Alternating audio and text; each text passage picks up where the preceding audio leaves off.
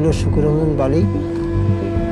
আমি ওই ঘর বড় বড় ঘর তুলতাম, আমি নদীতে ট্রলার মাছ ধরে ট্রলার করতাম। রাজনৈতিকভাবে ফায়দা নিতে সনাতন ধর্মাবলম্বীদের পুঁজি করত আওয়ামী লীগ। মুখে হিন্দু প্রীতি দেখালেও মূলত তা ছিল রাজনৈতিক স্ট্যান্ডবাজি।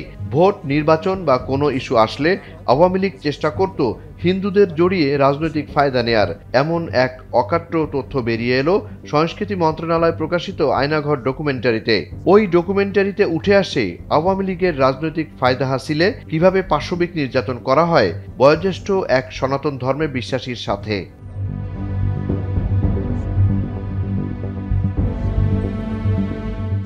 বাংলাদেশের বিশিষ্ট ইসলামী ব্যক্তিত্ব এবং জনপ্রিয় বক্তা মাওলানা দেলোয়ার হোসেন সাঈদীকে মানবতা বিরোধী অপরাধে দোষী প্রমাণের উদ্যোগ নেয় শেখ হাসিনা সরকার।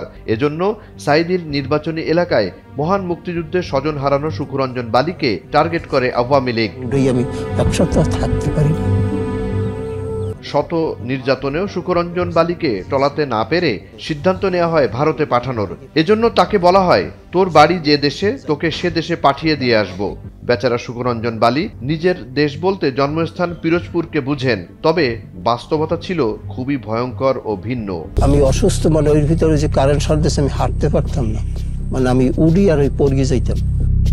27 তারিখ ওই ভিতরে বাইর করে গিয়া বলছে কি তুই যে দেশে তোর বাড়ি সেই দেশে দিয়াম, এই আমার লালন দিয়ে ওইখান দিয়ে এবার আমাকে চক্ষু বান গিয়া আমাকে বাইর করছে। ফলে তোরে তাহলে কোন জায়গায় দিলে তুই যাইতে পারবি। আমাকে বলছে তাহলে যদি আপনারা যাবেন কোন পথ নিয়ে গাড়ি, যদি বাগেরহাট হয়ে যদি যান তাহলে আমাকে ওই বাগেরহাটের যে কোনো সীমান্ত দিলে আমি ওইখান থেকে বাড়ি আসতে পারবো। এই কথা কই আমাকে গাড়িতে উঠাইছে, কিভাবে চক্ষু বানিয়ে উঠাইছে। হাসিনা সরকারের নির্যাতনকারী বাহিনীর মাধ্যমে জোর করে শুকুররঞ্জন বালিকে ভারতে অনুপ্রবেশ করানো হয়। সেখানে গিয়েও চরম নির্যাতনের শিকার হন এই হতভাগা সনাতন ধর্মাবলম্বী। পাশে বইসকেই দেখি যে মানে বাগানের ভিতরে একটু পথ, এই পথের দিয়া মানে ওই পাশে দেখা যাইতেছে বিসি বসা। হাঁটবি কিনা হাট, আমি বললাম না আমি হাঁটবো না, আর সে আমার জ্বালা না দিয়া আপনারা আমাকে গুল্লি দিয়ে মারিয়ে ফেলান, আমি সামনে আমি যাইত না।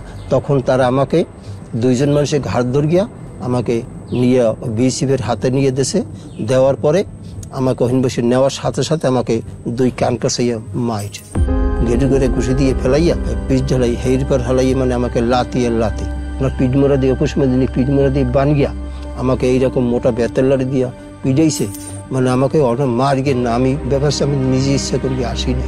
তবু মানে হেরা বলতেছে হিন্দি ভাষায়, আর আমি বলি বাংলা, মানে কেউ কথা কেউ বুঝিনি, আমাকে মারছে অসম্ভব মার। সাতক্ষীরা সীমান্তের ওপারে বসিরহাট হাজতে প্রায় 3 সপ্তাহের মতো রাখা হয় শুকুররঞ্জন বালিকে। এরপর তাকে চালান করা হয় কলকাতার দমদম কারাগারে। অবশেষে দমদম কারাগারে পরিচিত এক হাজতির মাধ্যমে শুকুররঞ্জন বালির খোঁজ পায় তার পরিবার। এরপর আন্তর্জাতিক মানবাধিকার সংস্থার প্রচেষ্টায় কয়েক বছর জেল খেটে বাংলাদেশে পরিবারের কাছে ফিরে আসেন শারীরিক নির্যাতনে অসুস্থ শুকুররঞ্জন। জুনায়েদ আলী সাকি, বৈশাখী সংবাদ।